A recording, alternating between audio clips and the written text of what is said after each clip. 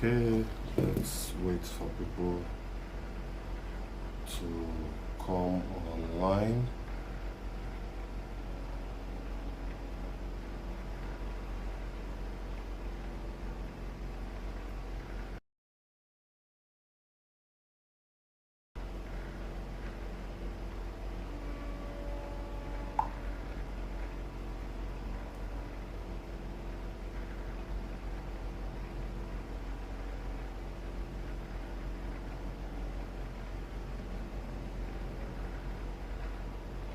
So if you are going to be watching this video later, just skip this part. That we are waiting for our guys to come online.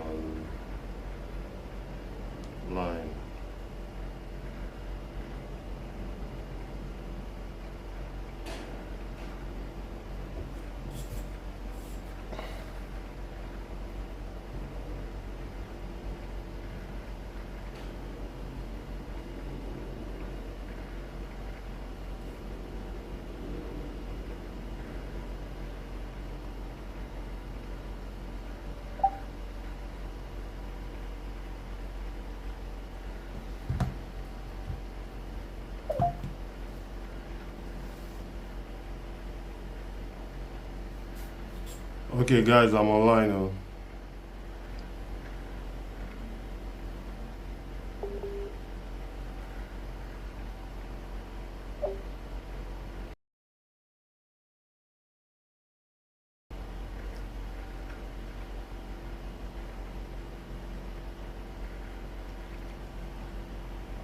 So we'll wait for, as soon as we have 10 people, we'll just kick off so that we can get back to doing other things.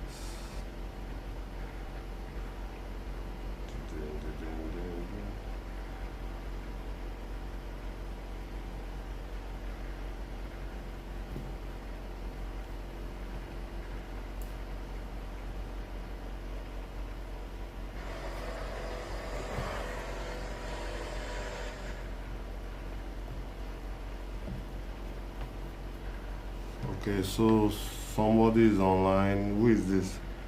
I think we'll start doing giveaway for the first person that comes online now. Who is online? Please just indicate.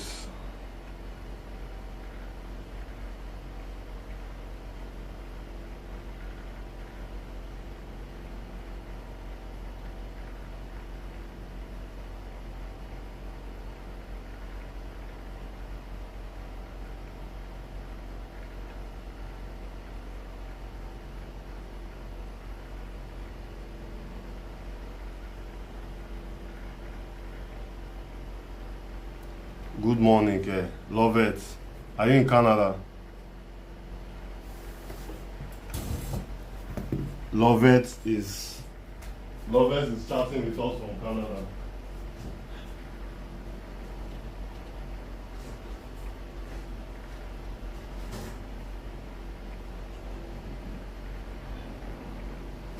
Lovett, if it's Canada, please.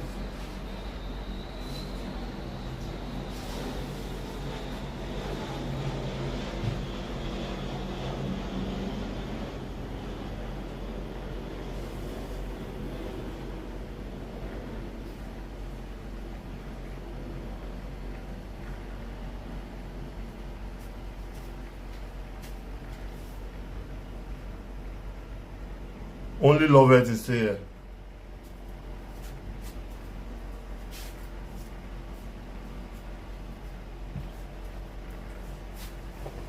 Lovett, where are your people now? What's going on? So we have Lovett from Canada. Lovett from Canada.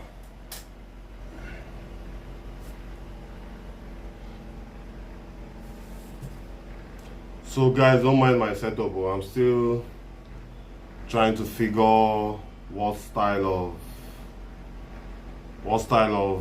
studio style I should adopt. So Lovett from Canada. Lovett, I heard that you went to the Ruth Kadri audition. How did it go?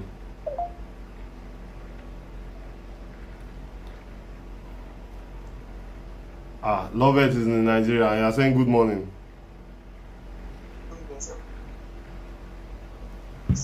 Please, oh, I'm online, oh, I'm live on YouTube, oh, you guys should join, oh.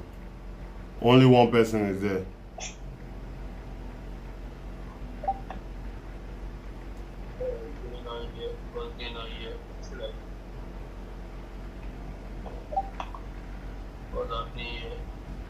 Only one person is on YouTube. What's up? What? We are waiting for you guys.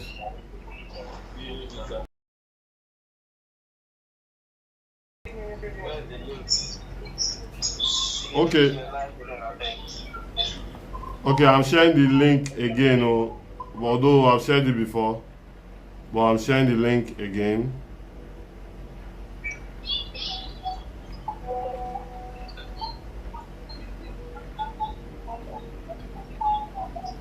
Audition was stressful. Now you won't blow. Now you have to go through stress to blow. It's not.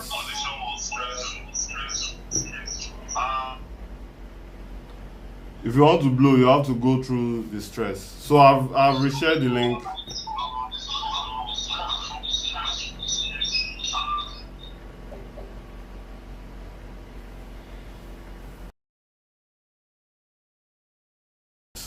Is there? Ade too is my network. Then who else? Steven, I see you. Head boy. The head boy of our. You guys were. In fact, don't let us talk about that matter here. You guys were starting a revolution, but that's not why we are here. We'll address that later. Okay, so as soon as we are 10, we are going to start, and unlike the last time, this video is going to remain on my channel until I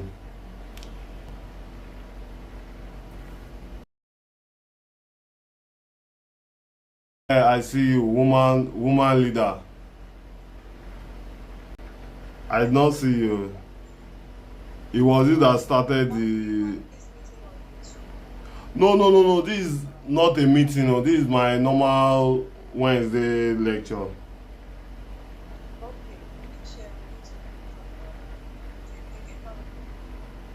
I didn't get that.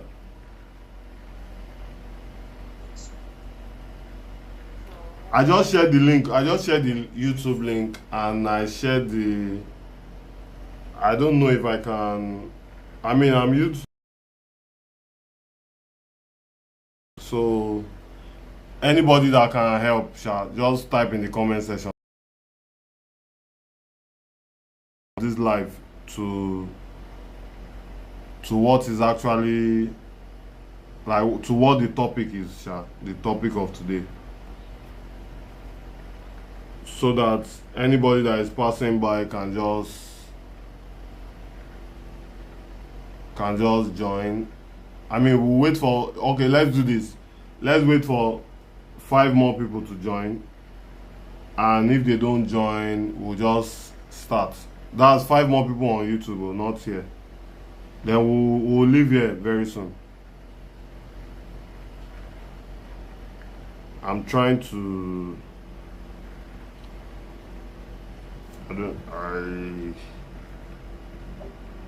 I think I can upload a.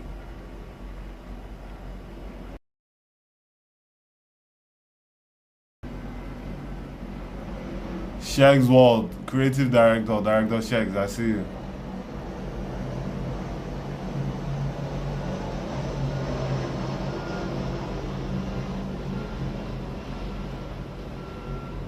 Gilbert, I see you.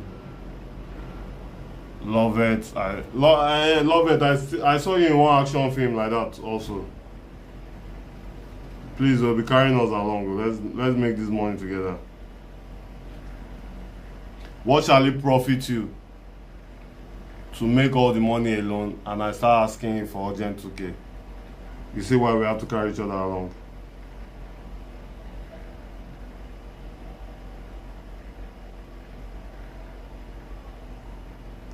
Okay, please, oh, as you come in, just indicate, oh, it's just going to be like Monday. We won't take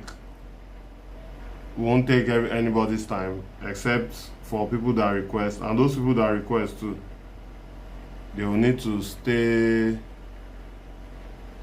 They will need to stay behind. They will be the ones to stay behind.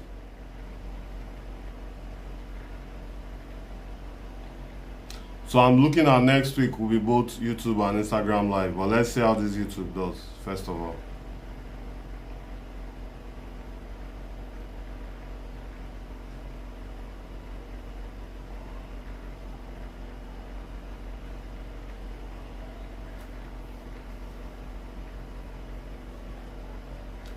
Six people, four more people to go.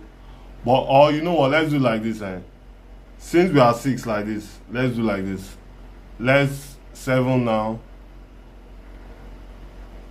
Seven of us. Since we are seven, let's just start with the Q and A's while we're waiting for the remaining three people to join.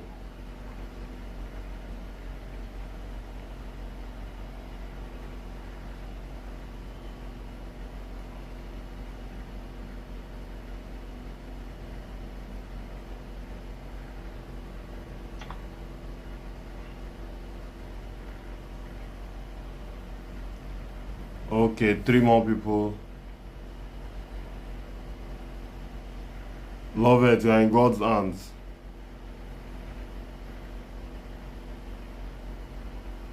Don't worry, me. I've seen your work rate. Me and you are going to do something together very, very soon, sooner than you think, sir.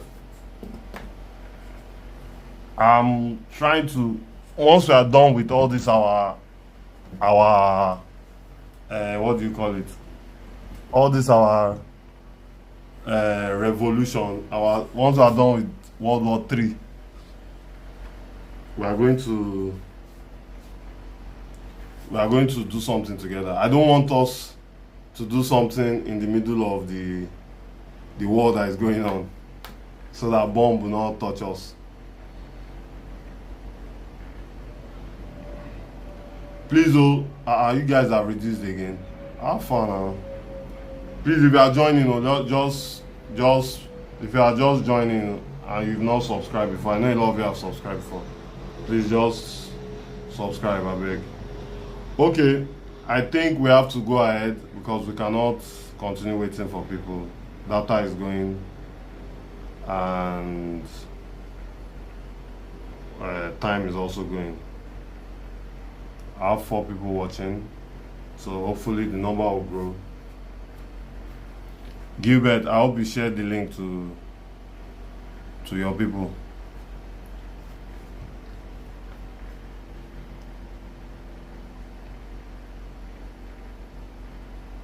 So we are starting in 1 minute. Let me just quickly. Yeah, Shex, it is. It is.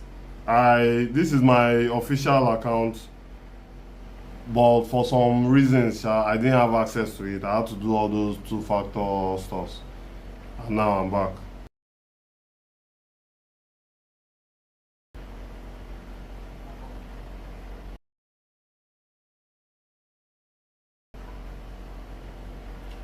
Shegs, I'm waiting for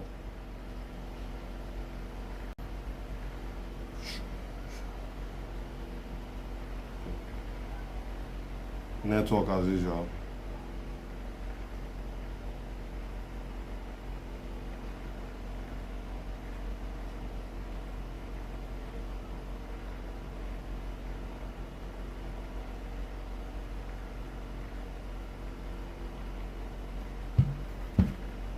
Only one NG. No, it's everybody. Love it is just somebody that has been disturbing me personally.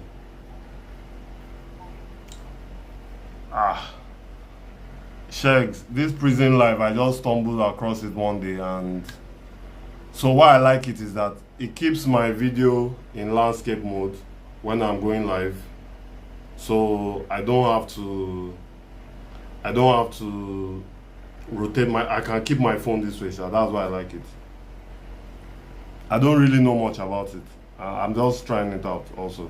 I believe that by the time I'm done with this, by the end of this month, I'm going to have a better understanding on it.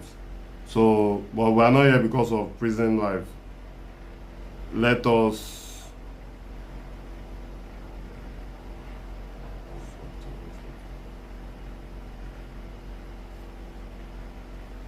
Okay. Since we don't see people, I'm just going to start anyway.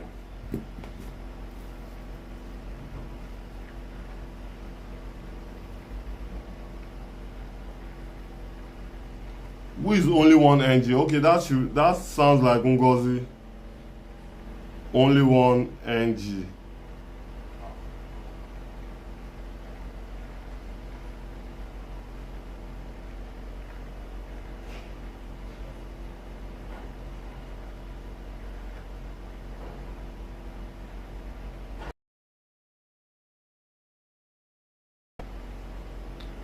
Okay, so as the topic says, directing basics, I'm going to.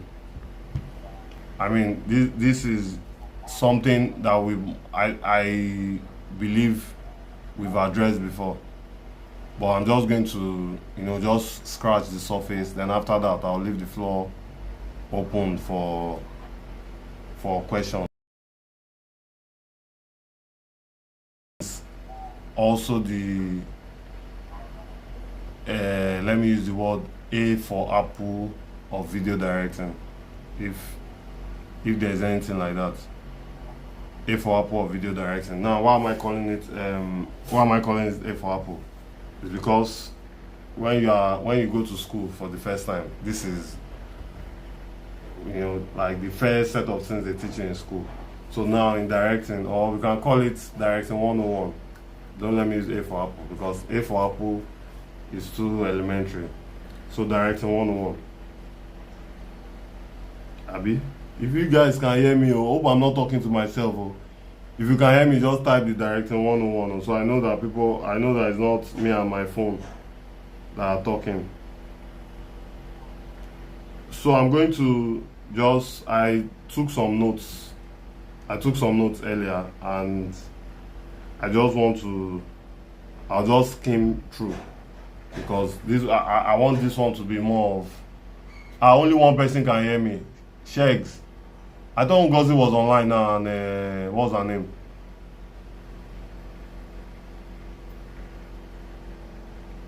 Ngozi and Lovett. Anyway, let's continue. When you guys come, you meet us. Okay, so first of all, you need to understand the roles of a director. That's the very most important thing. Number one, you understand the roles of direction of the director. We said it in our test lecture on Monday, the test run. Planning is everything. Planning is key. If you don't plan, how do they say it? If you plan to fail, you fail to plan. If you fail to plan, you plan to fail. Planning is key. You cannot joke with planning. You cannot just assume that, okay, when we get there, we'll sort ourselves. Then planning, there are different phases of planning. There's the planning that you just call people, you control people. That's not planning. No. Your plan has to go from if it's 10 steps, from step 1 to step 100, you have to know everything. Then there's also room for reality. Man proposes, God disposes. There's also room for when God disposes. If you don't plan all these things, the work is going to be very hard. So pre-production, and the next thing I noted here was visual language and composition. That one is big English. Well, we'll address it. That one is we'll address it.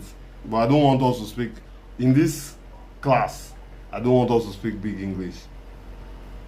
I said if you can hear me, type directing 101. Only 2 people typed. I want to assume that there's a network problem.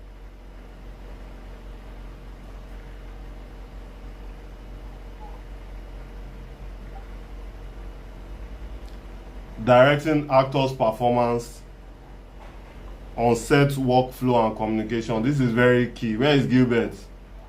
On set workflow and communication. Director Gilbert. Is you that will direct my next movie. So this class is especially for you.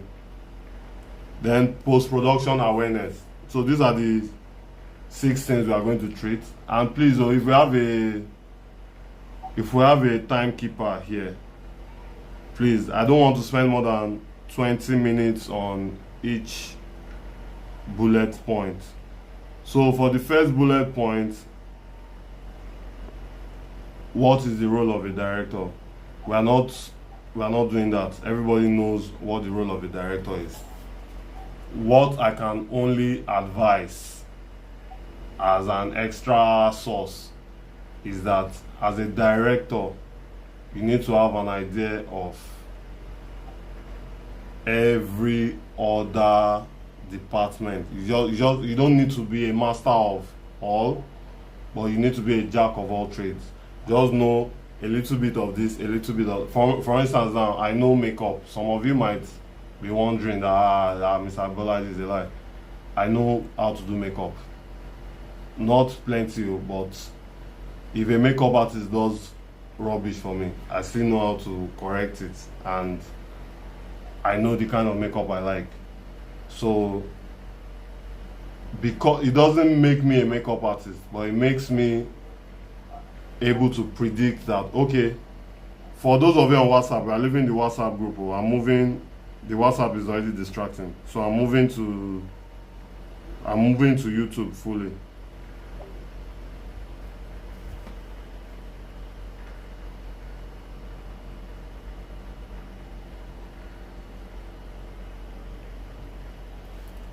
So, as I was saying, I have an idea of everything. So I'm not always, and it's always good. And when you have an idea, or it helps that when you have an idea, you are able to predict things. For instance, I can predict that makeup is going to take 30 minutes or 1 hour. So instead of waiting for that 1 hour of makeup, that 1 hour we are using to wait for makeup, what can we achieve before the makeup artist is ready? Or maybe we are shooting this scene or the next scene. How do we not wait for 1 hour? Sorry, 1 minute.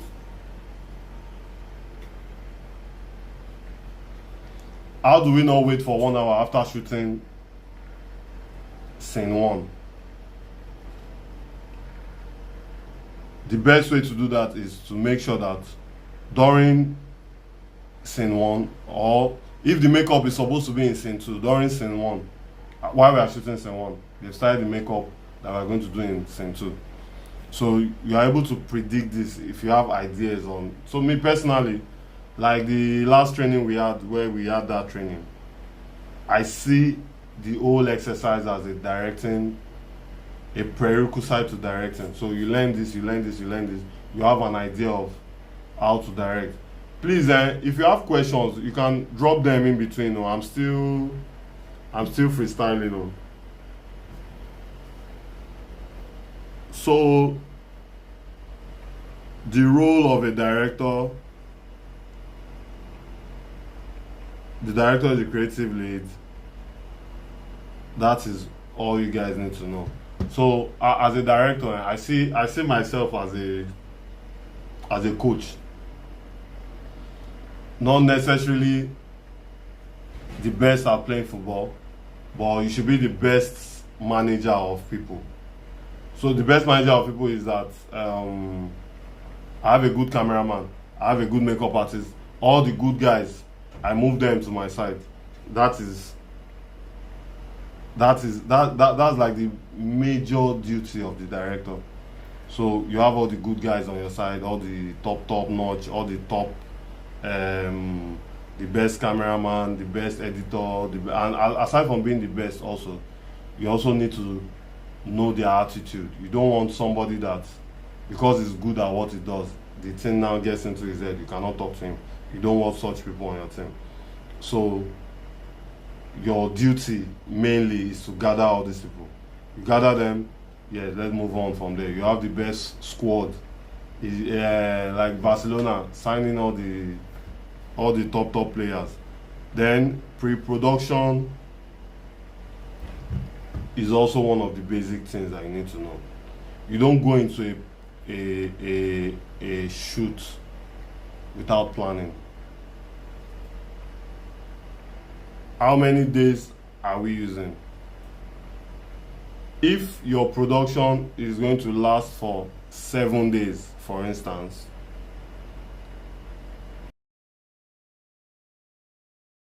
you need to be on set for the entire 7 days. If you have that answer, you've saved yourself the headache of accommodating some people that don't need to be there, feeding people that don't need to be there. So let's say you have 20 people that need to be on set for 7 days. You have 7 days to shoot a movie, and you have 20 people named, 20 names penned down to participate in that movie. And among the 20, aside from the crew members, let's say crew members are 10, the other 10, one person just needs to be there on day 1, another person needs to be there on day 2. You are saving by understanding that everybody doesn't have to be there at the same time, and you have saved yourself a lot of headache. Although some cast especially can be there for the entire duration, but because you know that, okay, maybe this 1 or 2 people will be there the entire time, this person only has 1 scene with us, we can knock it off in 1 day. This person has 2 scenes with us, we can knock it off in 1 day. All the people that don't need to stay the entire time, just dispose them, discharge them. That's one of the things that pre-production does. Secondly, what equipment do we need for the entire duration? Which ones don't we need? Because there are times then that I've been on a set, and we've been in a situation where we rented equipment for 7 days, for 10 days. This was even 10 days, and we only needed to use that thing on the 5th day. And the PM's argument was that instead of asking them to bring it and take it back and bring it and take it back, he just wanted everything to be in one place, so that anytime we need it, we can always grab it and use it. I've also been in a situation where we rented equipment that did not fit into the location. For instance, the producer wanted to have a track and dolly. The director also wanted to have a track and dolly. But in the location, the track and dolly could not fit into the place that we wanted to do the shoot, and we had already paid for it. And if you understand these equipment guys, you know that it's always very difficult when you rent an equipment. You now come back and meet them and say you are not you are not using it again. That's the typical example of OT law. So if you find yourself you only find yourself in this situation if you do not do your pre-production thoroughly. Please, who are the people that are still in? If you are still in, just type I'm in. I'm seeing that the number has dropped drastically, and this is this is a decline from the Monday class. Anyway, let's continue. But like I said, this video is going to be on for it's going to remain on the channel. I'll just edit the thumbnail. So pre-production, your some people like to do rehearsals during pre-production. I don't do that. I don't even do rehearsals because I like to know. So most times I do this stereotype casting. Stereotype casting in the sense that you've played a similar role in a different movie before. So I know that if I'm giving you that same role in this movie, it is architect. I know that if I give you that same role in my movie, you are going to deliver.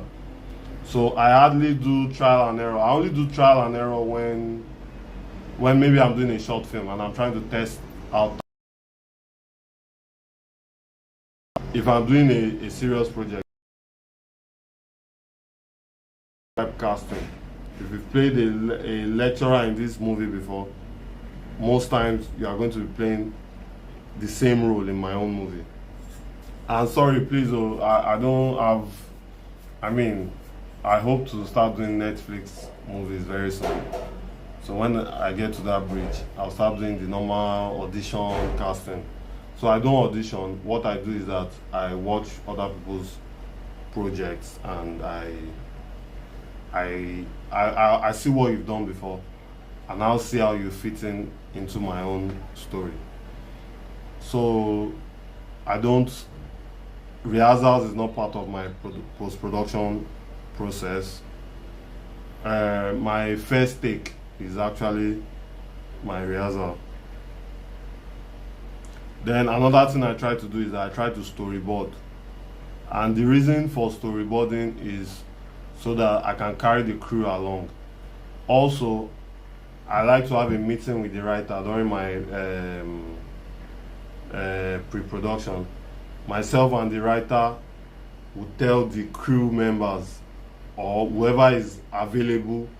I try to tell them the story as much as possible. Let me use the word as much as possible, because at times it's not everybody. Maybe on the first day of set now, those that don't have business on the first day might not be there to hear the story. So what I do is I tell the story to everybody on the first day. Now, if you are coming on the second day, I don't mind telling you that story again.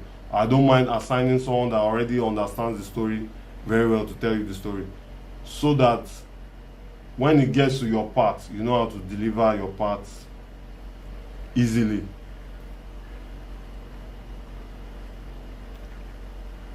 Ajala Michael, how do you come up with your storyboard? Okay, I use so before I used to sketch on paper. I'll draw my storyboard on paper. Then later I started using AI to just create the image. So I have several AI tools I use. I'll create the image. If it fits into the picture I have in my mind, I save it. I move into the next shot, into the next shot, into the next shot. Another thing I used to do back in the days that I forgot to mention is that I used to, if I see a shot in a movie, I'll just pause the movie. Not in the cinema, because you cannot be snapping people's movie in the cinema. Some people do, but I don't. If I see a nice shot in a movie, I'll just snap it on my phone and save it and keep it till later. So I have a folder where I save all those shots that I snapped. But since AI became very popular, I stopped doing that. So I like to develop my own shot from scratch. So Michael, I hope I'm able to. Steven Samuel, why are you laughing? What's funny? So logistics and permission is also part of my pre-production planning. So the way I do my logistics People that stay close to me, you come, I'll hire a vehicle, we move together, or I'll hire a bus, let all of us jam there. If the bus is going to be carrying us about for the number of days. Now, because my own equipment are mostly battery powered, I like to just hire transportation that will take us on the first day and bring us back on the last day to save cost. And I also like to work with a very small crew, because most times the larger your crew, the slower your production.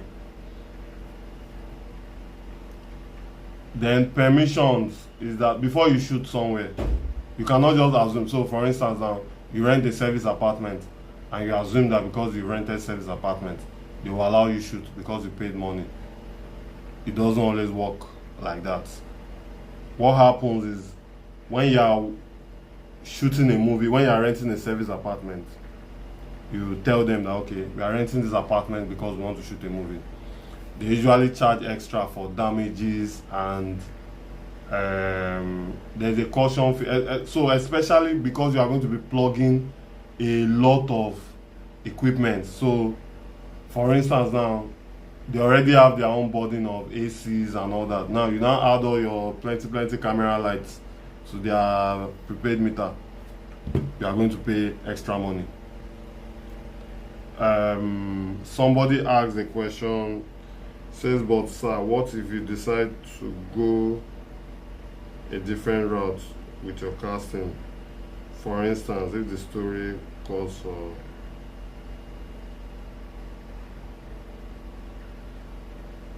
experimental film or a situation that would benefit the film.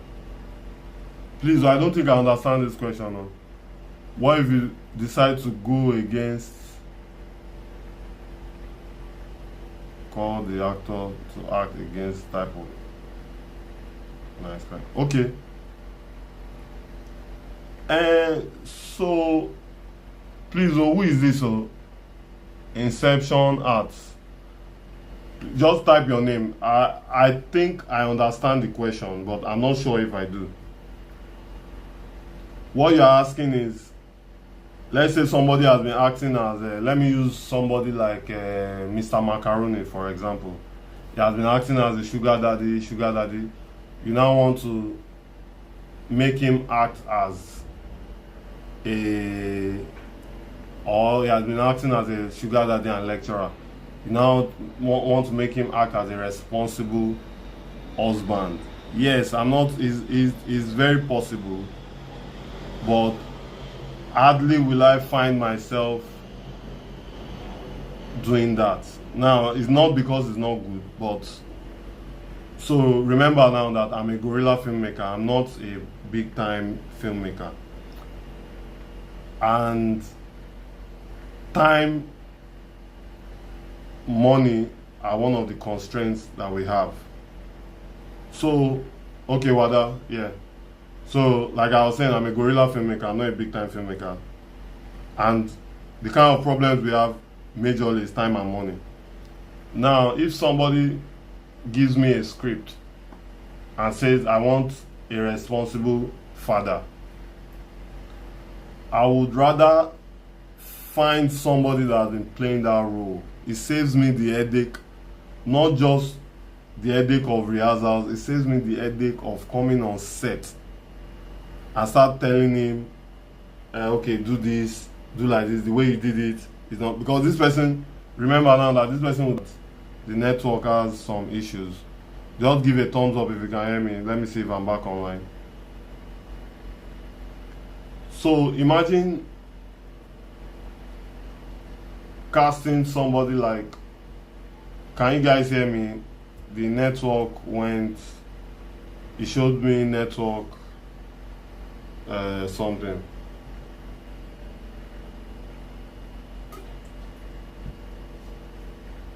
So as I was saying, imagine casting Lai Wasabi as a lawyer. Easily, the job is done. And now remember that casting is as a director, casting, once you get your casting right, 50% of your problem is solved. The remaining is now your logistics and execution. For instance, you want to cast Pete Edochie in a commercial role that will sell the film. Like, imagine Edochie in a serious role, but people would want to see him in a comedy.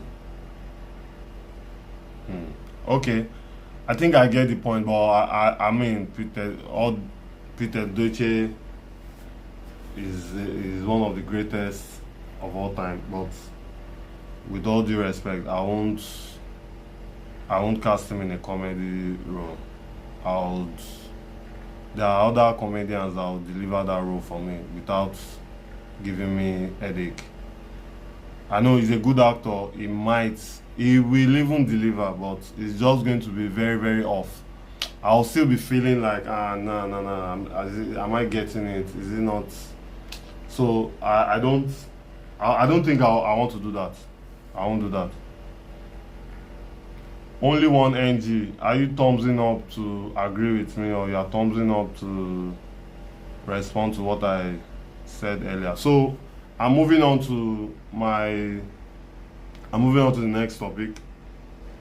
I'm moving out of pre-production now to the next: visual language and composition, shot types, shot purposes, camera movement, framing rules, and all that. As a director, as a DP, some of you know, I also handle the camera, and I mean, I'm very good at the camera also. So as a DP, I make a lot of these things my headache. But as a director, 90% of the time, or let me say 70% of the time, I have a DP that is better than me on set. That I'll just say, okay, you know what? That's a headache. So most times when I share my storyboard with my DP, we don't have issues of, oh, why is this one like this? I thought it was going to come from here. The only time we have those kind of issues is when, say, we get to a location and we are not able to, maybe the orientation of the location is different from, so let's say we go somewhere now and there's a big screen TV, the camera was facing the big screen TV while the actors were there. Now on our sets now, we now find out that, okay, where the big screen TV is, there is no way for the camera to face it. The camera needs to come from the other side. That's when I have a little argument, not argument, just to reorientation with the DP. That, okay, now that we find ourselves like this, I think we need to adjust. Now that I think you like to experiment a lot. So you see the way what I've learned in this industry is that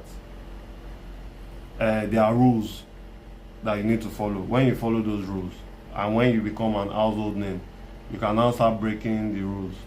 But initially, you need to follow some rules till you get to a certain level. When you get to those levels, you now introduce your own rules. So as I was saying, I like the whole camera stuff. Let that be the DP's problem. Once I've given you my storyboard, definitely we're not going to have issues. Now, directing actors and performance,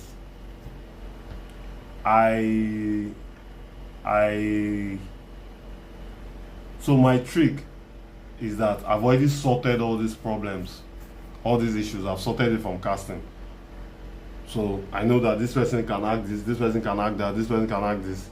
I don't even mind adjusting my script a little bit to fit into what you are going to give me. I don't mind.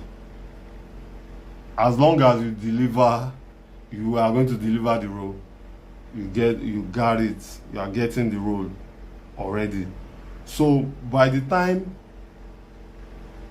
we get on set, all the directing has been done from the All the directing has been done from the casting. There's nothing much to do really. Then also another thing I need to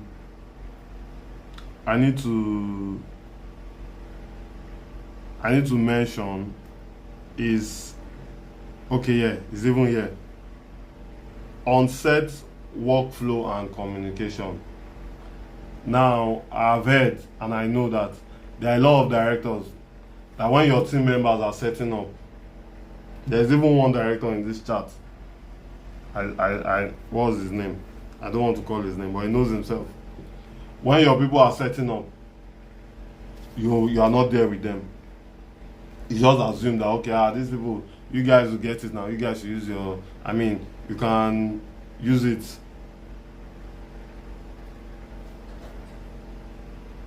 You guys should go and set up. Don't worry, I got it. You guys should set up. I believe in you. Then they finish setting up. Then you now come. Why is this one here? Remove it. Move this one from here to here. No, that one should not be there. You now change everything. You know yourself. Oh. I don't want to mention your name, but you know, you people in the comment section, do you know the director I'm talking about? He's here like this. He's live. So you come on board and you change everything that the crew has been working on. That is not a good workflow. Then also communication. The way you communicate. So now when I say communication, I'm not talking of action, cut. No, that's not the communication I'm talking of. I'm talking of the way you speak to your people. At times, if you speak to somebody in a rude manner, some directors see being rude as being a director as an opportunity to be rude. So if you speak to somebody in a rude manner, for somebody like me, if I'm your DP or something else on that set, and you speak to me in a rude manner, the chances that the vibe is going to be negative throughout that day is already 100 over 100. Because if you disrespect me, I'll give you the respect as a director. I won't disrespect you back. But trust me, that location is going to be uncomfortable. So what I advise is that there are ways you can pass your message without being rude. You can still be polite to people. The fact that you are the director doesn't make you their Lord and personal savior. Just respect them. We are all equal in the eyes of the Lord. So what do you think a director should focus more on? Yeah, that's what we are talking about. Your communicate. So focus more on getting your casting right, your communication skills. Then focus more on understanding your story. Not just understanding your story. You need to understand your story and understand how you can achieve it. One of the first movie I directed, the writer he wrote the story, helicopter, sniper on top of skyscraper building, sniper on top of a skyscraper building. And then because I was doing some little VFX, he just assumed that there's a way I'll generate the helicopter and bring it into the shot, and everything will look like action film. But my problem was that when I kept telling him, okay, what was your plan to achieve this helicopter? He just assumed that I would know what to do about it.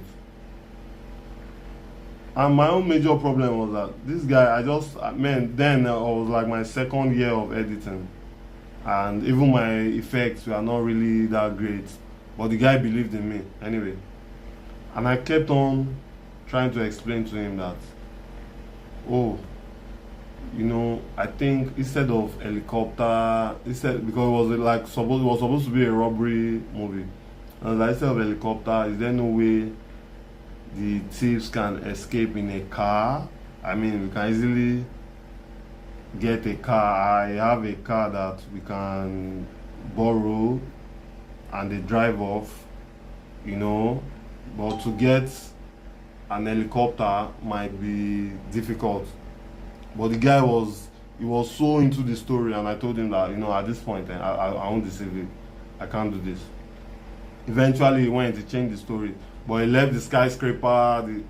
So all these things, from the onset, once you understand the story and you know that this thing is achievable, this thing is not achievable, you saved yourself the headache of, because some people, especially writers, are always fond of my story, the story, I'm the one that wrote the story, but what they shot is different from my story. Yes, what they shot will be different from your story if you write helicopter and sniper and skyscrapers and you don't have the budget to pull it off. For instance, Mission Impossible, they don't use, even if they use effects, some of those things are real. I saw one that Tom Cruise was climbing Burj Khalifa, the tallest building in the world, but they actually went to Burj Khalifa. They did not use computer to put Burj Khalifa there.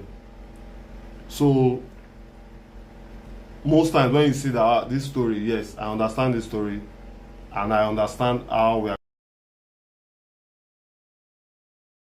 focus on more. Then okay, directing actors' performance or the shots and captures the performance. Okay, Michael Ajala, you are answering the question, Abi. Well, yeah, this is also great. This is also great, but I mean, you don't look at a film. You need to look at the film holistically, like look at the film as a whole. Most directors make the mistake of looking at the film as scene one. We are doing scene one, just this scene one. Let's focus on this scene one first. When we finish this scene one, we'll move to scene two. That's what most directors do. But the problem with that is that if all your mind, all your heart, you pour it into scene one without preparing for scene two, there's going to be a problem. It means that the whole preparation time you used to prepare for scene one, by the time you are done with scene one, you are now going through that whole process again. So what our advice is that while your mind, your heart is here, preparations for the next one should have been going on. There was a set I went on. It's when we finish shooting scene one, that's when we'll start doing the makeup of scene two. And at the end of the day, we spent a couple of days, and I am 100% sure that by the time that film comes out, yeah, it's going to be great, but when comparing it to all the energy that we use, it will be nothing to write home about. Okay, so let me see if I'm done, and we can now move on to the Q&A. I can see the questions coming in already. Time management. Yeah, I also told you guys about time management the other day. Time management is very key. If you go to somebody's house, if you go to someone's house that, okay, please, can we shoot in your house? And you need to respect that, okay, this is somebody's house. You don't now want to move into their bedroom at 12 midnight, or because people are on your set, you keep them on set forever and ever because they've agreed to come on your set. Time management is very, very, very key. Then the last but not the least is post-production awareness. When you are shooting something, so you don't have, so there's a trick I try to do. I don't do long takes. So if there's a mistake and we are going to do a take two, I don't do the take two on the same roll. Like I roll the camera, we do take one, then I leave the camera rolling for the take two. No, I cut it. Okay, take one is bad, we cut. We leave the camera rolling so that when the editor is skimming through, because remember now that if you do everything on a long take and the editor has already started what editors do once they skim through and they see they start editing take one, then they now find out that there's one take two somewhere, but because you did not cut, the take two is joined to the take one, and they've already started editing the take one. Trust me, that take one is what they are going to use. Now, by the time you find out that they've already done this, you are going and you are really eager for them to start all over again. You would have wasted, you see, the time that you would have just used to press cut and roll. You see that you've wasted that time. Can be like another 2 weeks. So, what are some important guidelines? So yeah, that's my last point. When you are editing, always remember that there's an editor somewhere that all those things are still going to. So also prepare for the editor, plan for the editor. Don't just shoot and assume that okay, every editor should be able to get it right. You also need to play your own part and make sure that okay, this guy is going to edit, let me make his life easy too. Most times, some of us, we just do our thing without considering editors. Not because we are trying to be wicked, but because we don't know. But it's always good to remember that there's somebody that is going to edit this job, and we need to plan for him. We need to plan for his work to be easy. We need to plan for his life to be easy. Okay, so I'm taking Q&As now, and after that, I'll release everybody. Abi? Okay, we've spent 1 hour already. Like joke.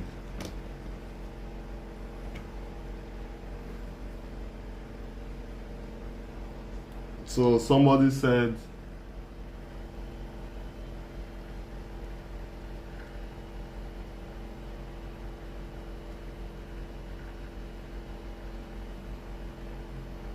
what are some important guidelines? Oh, let me read it for me. What are some important guidelines or things a director should be careful about during production to avoid a film being banned or removed from platforms like Facebook, YouTube? So number one, language, genre. I discovered recently that if you shoot a action movie, gunshot, bow, killing, blood, all those things, it won't do well on YouTube. I don't know that thing. I just found out that was how one of my movies did not do well.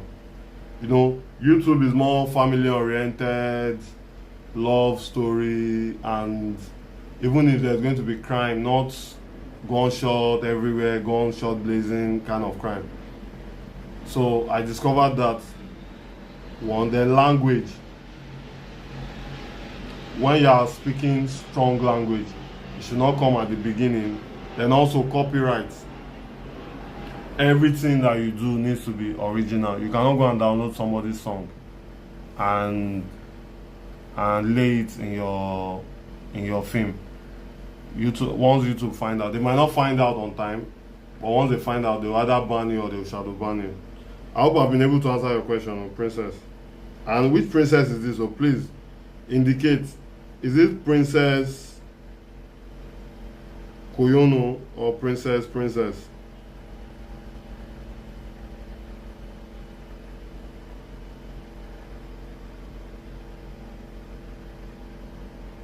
Yes.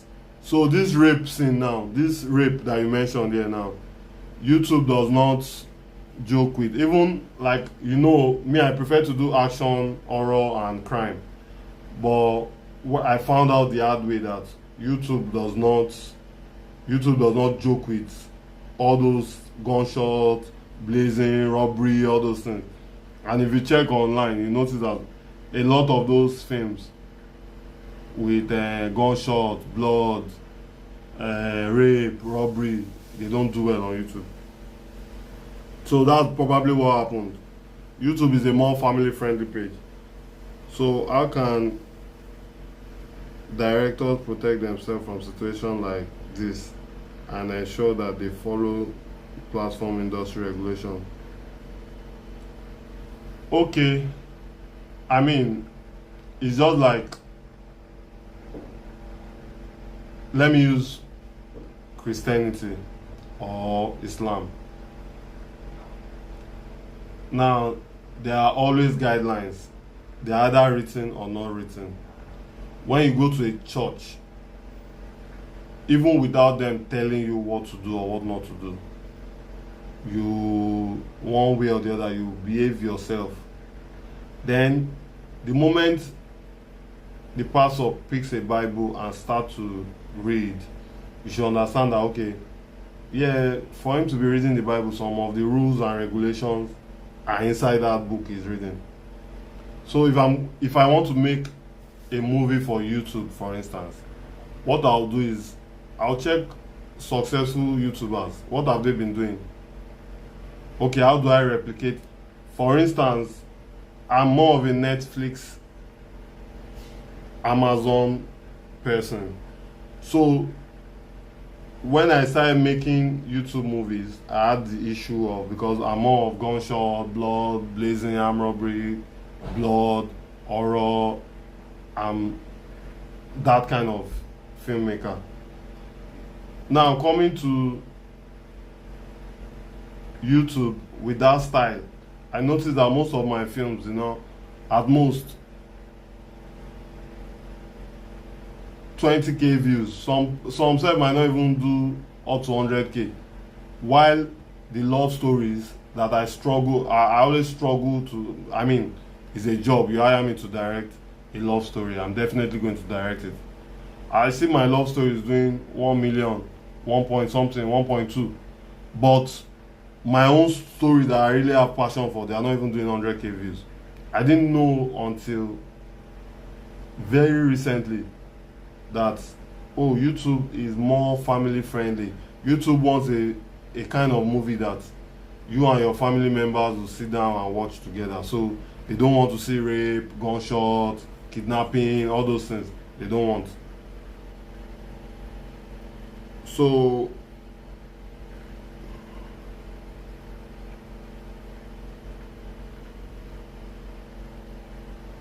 how you can protect yourself is just you watch what others have been doing and you follow in that path. So if you must introduce something, you can introduce, like for instance, what I would have done in that rape situation is that we'll just show, the opening part. But I think what they went, maybe they actually acted the rape to an extent. So that's why YouTube must have banned them. And please also remember that in telling our stories, we're also teaching. So you might be teaching say no to rape, but the people that are perceiving it, what else is something else that they are receiving in their brain.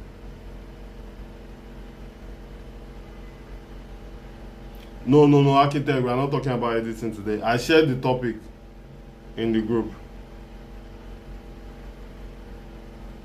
Okay, if a director has a specific vision for a film and needs certain tools, equipment, or resources to achieve it, but the production team cannot provide them, what should the director do?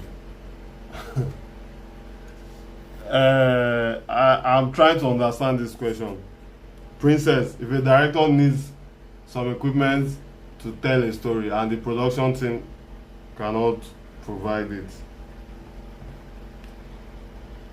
I think I don't know, but I think I can answer the question. I don't know. I've never found myself in that kind of situation before because I have my own equipment. So most times when people hire me to shoot for them, my equipments come as extras. So if I get to a place where I need to use a drone, I bring out my drone, I fly my drone. But if it happens that I don't have a drone and a drone shot will tell a better story, and the production team, I believe by production team you mean the producers, and they cannot afford a drone, I'm definitely not using my personal money to rent a drone. So I think that's the answer to the question.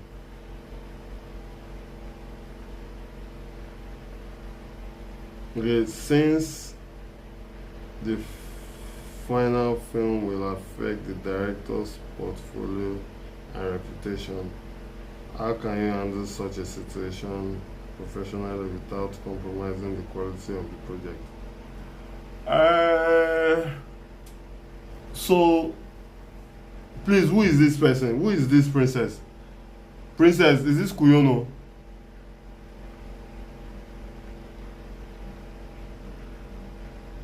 So, Kuyono, if someone hires me for a job and because they don't have equipment, it will not tell the story the way I want to tell it, then I think, personally, I think there's something wrong with that story. Because the most important part of every film is the story, not the equipment. Equipment don't really, yeah, your camera can be 4K. I mean, there are some black and white movies that are shot on black and white that are better than movies that are even shot on 4K, 6K cameras. So I don't think equipment, I think equipment only flourishes in when there are this, especially this generation of behind the scene. That's where you find people, you know, over emphasizing on equipment. And at the end of the day, okay, let me use the drone example now.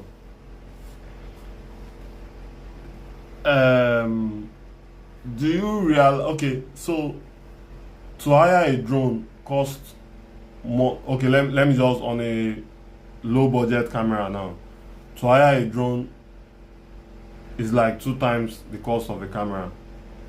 At times it even goes higher than that if you're also hiring a pilot. So let me use the drone as an example. Now you hire a drone pilot to come and fly a drone for you. How many minutes do you think that drone is going to be in that film? At most, in an entire movie, maybe you have a drone flying for 5 minutes. And this is, and I'm talking of Nigeria film or not American film that can use, they can use the whole movie as drone. The whole movie can be a drone shot. So in our Nigerian movie now, you hire a drone for 3 days. That's like double the price of the camera and your cameraman, and it's only adding 5 minutes to your story. Then I don't think there's any way that can be the most important part of the story. So one advice I'll give you is that you can either walk away from the project, but I think if you need equipment, if it is you need equipment solely to help you tell the story, then there's a problem with that story.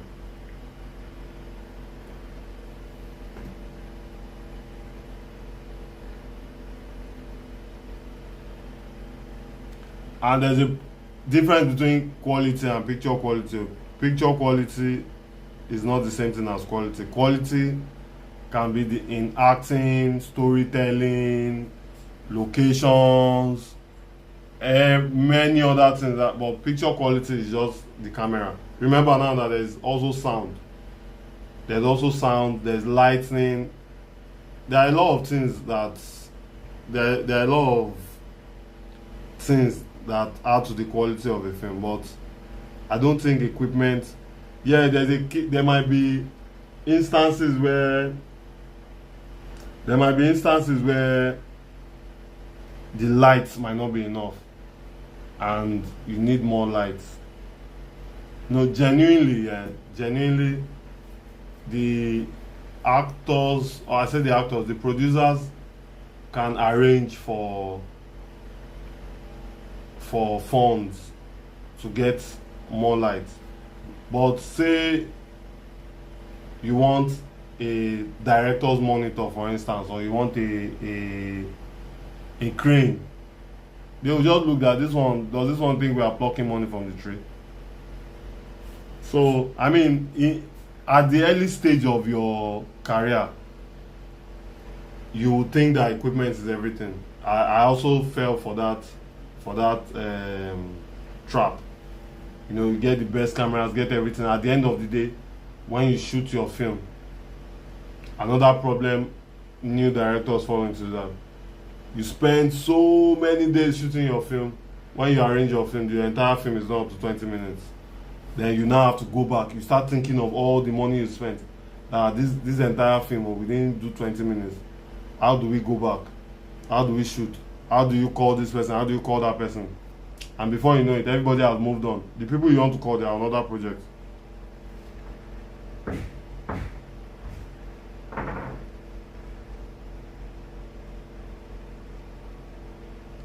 Okay, what you said just now is directing for editing. Is it advised to prioritize this over actual directing? Shams, Abi, that's Shams. I think you should prioritize everything. You don't want to direct a movie that is going to be almost impossible for an editor to edit. Because remember now that, let's say we are working with timelines. Where I was working before, we used to deal with timelines a lot.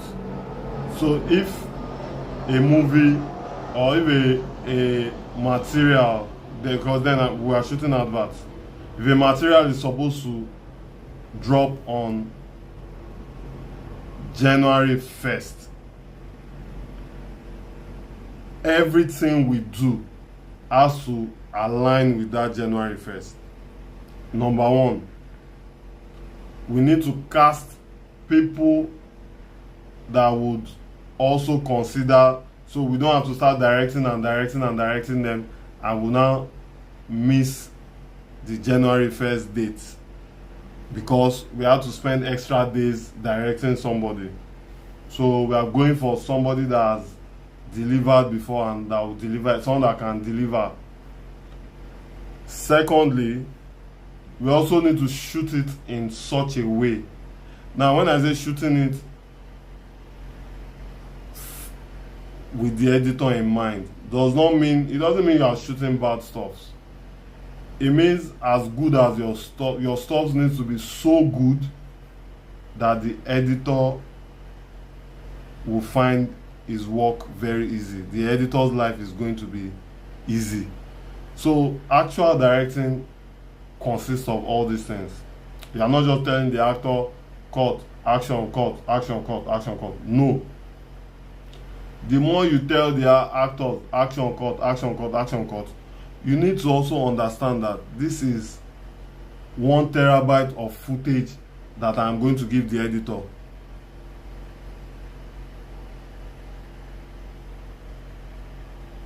Okay. You need to understand that this is 1 terabyte of footage that I'm going to give the editor. Now, imagine yourself, put yourself in an editor's shoes, that I'm an editor and someone gives me 1 terabyte of footage, and what I only need is just like 100 gig. So those are the things I'm talking about. It's not just prioritizing the editor, it's prioritizing everything. I hope I answered your question, Michael.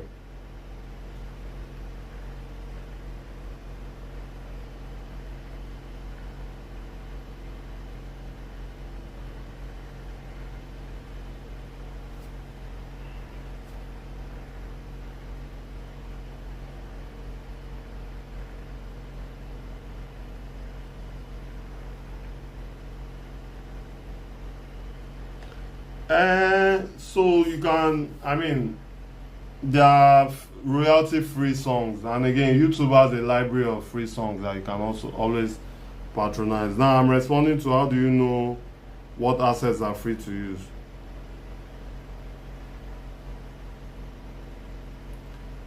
So, sir, can you please shed light on director's vision Is it different from director's style? Yes, director's vision is different from director's style. So the style, or well, in my own opinion, let me just add that. In my own opinion, my style consists of, number one, everything I've mentioned about casting and all, casting, pre-production, having post-production in mind. That is my style of working. And my vision, so usually I like to align my vision with those of the audience. When I'm watching behind the director's monitor, I watch as an audience. What if this was an actual film? What do I want to see in the film? That is how I differentiate it. So my vision is I try to put myself in that shoe of the audience. Okay, this character, would the audience like him to be a comic character? Should he be a serious character? So now remember that in a script now, they will just tell you Bolaji, a middle-aged man, blah blah blah blah blah. Now in your treatment now, based on, how do I put it now? So someone gives me a script for a YouTube movie. I go to some competing YouTube channels. I watch everything. I watch like 5 other movies. And I'm like, okay, based on this, these are the casts I'll use. Now, some casts might be serious, some casts might be comic. So I always consider the platform I'm going to, the audience, the kind of audience that might have come on that platform, or that come on that platform to watch. I consider them too. So all this now inform my vision for the project. And you can have one style across all your, like me now, I have one particular style of directing, but each project has a different vision. I don't know if that makes sense.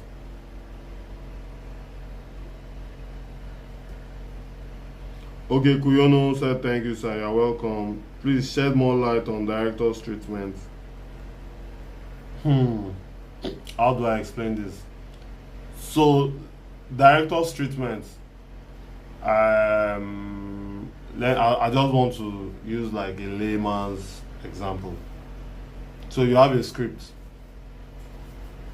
and you take that script and break it down into, first of all, what I try to do is that I break down the script into all the actors, all the major actors. I break it down into their point of views. First of all, okay, this movie is happening from Bolaji's point of view. It's happening from Michael's point of view. I first break it down that way. Then it gives me a better understanding of the story. Once you have it, okay, this is how Bolaji sees the story as the antagonist. This is how Michael sees the story as the protagonist. That's the first thing I do.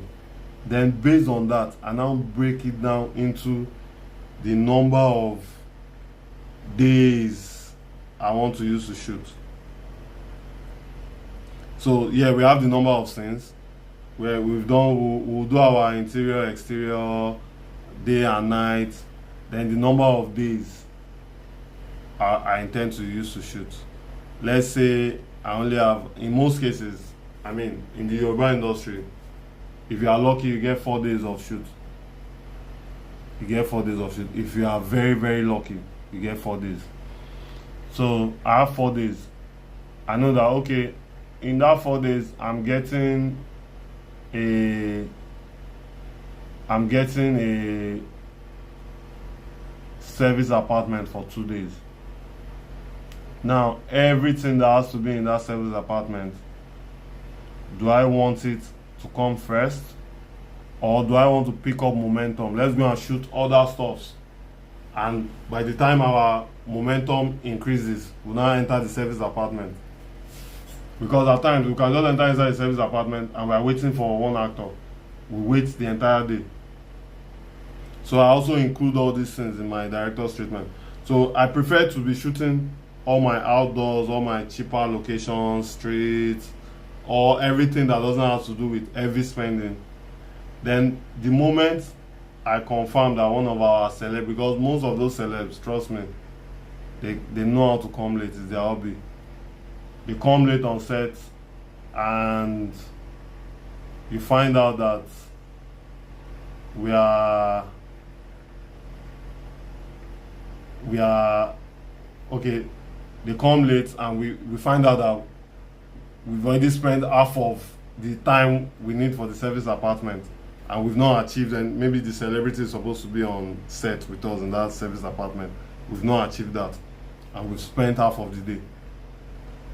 So my treatment would accommodate all the possible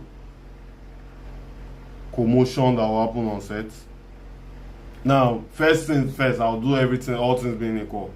Then I'll now start to accommodate for all the problems that will happen on set. Now, you cannot always assume that you pray to God and everything will go on smoothly. No. At times, nothing will go on smoothly. As a matter of fact, I don't think everything has ever gone on smoothly on any production that I've been.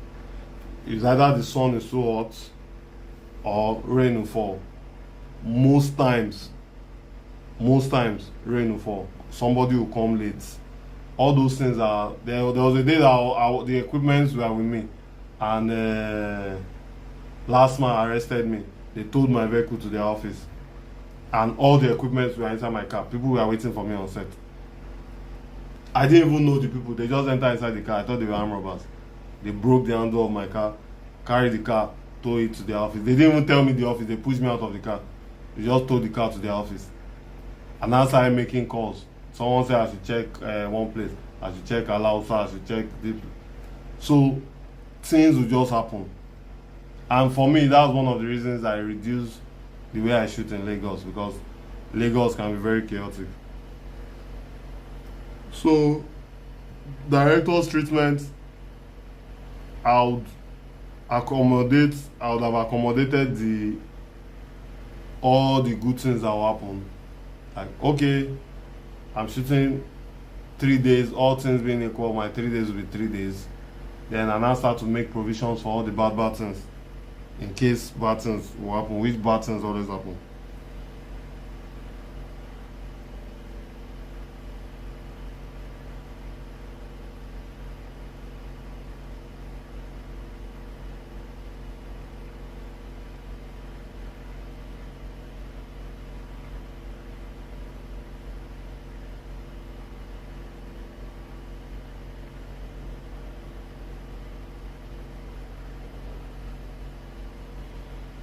Okay, Kuyono, this AI filmmaking. So I stumbled across a content yesterday, and I figured that YouTube has started to demonetize AI channels, like serious demonetization of AI channels. So when I went further to investigate, I discovered that what YouTube does not want is that they don't want you to write your script with AI, do your voiceover with AI, use AI to act your film, use AI to do your music, use AI to edit. They don't want lazy YouTubers, let me just put it that way. You have to put in some work, and that work cannot just be only to be prompting AI. So that's what I can say about that. Yeah, there are tools, but it doesn't mean you hand over all the work to AI to be doing. You understand? Because YouTube themselves, YouTube is owned by Google, and Google also has one of the biggest AI applications. So yes, they want you to use AI, but they don't want you to hand over all the work to AI and AI go and do the work. Then you will now be collecting the money. As how now? As who now? Okay, so I have 5 minutes more to end this, and it's even 4 minutes, 3 minutes and 30 seconds. So any question, any question, any question, any question. Well, guys, thanks for turning up, and we'll do this again next week, Wednesday. Let me see. Ask questions. We are waiting to round up. Then we'll now come back to that group and address the rebellion.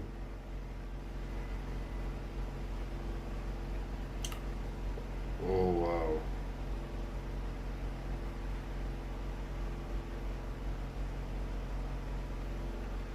Architect, you are welcome.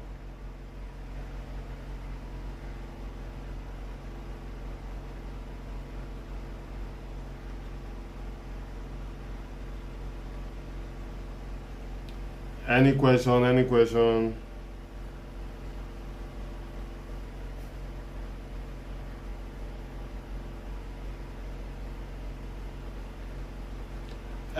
So you can use, yeah, you can use AI to edit. Nobody's saying you cannot use AI to edit.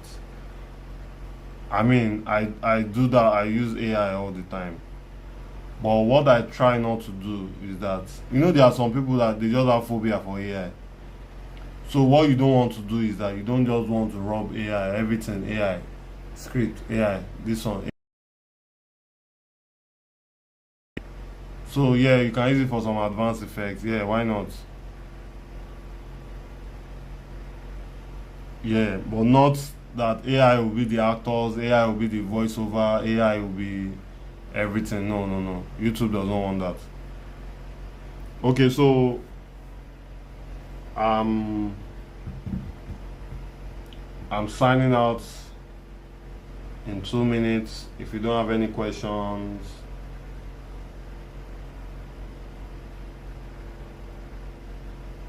I think we can go. Okay, guys, so thank you very much for joining. I'll be doing this again next week, Wednesday, and I mean, it's going to continue for this batch of guys. It's going to continue for 7 weeks, and at the end of the 7 weeks, we are going to shoot a movie. Now the crew is going to be selected based on attendance, based on your participation here. Is how I'm going to select my cast and crew. I will pay attention mostly to the people that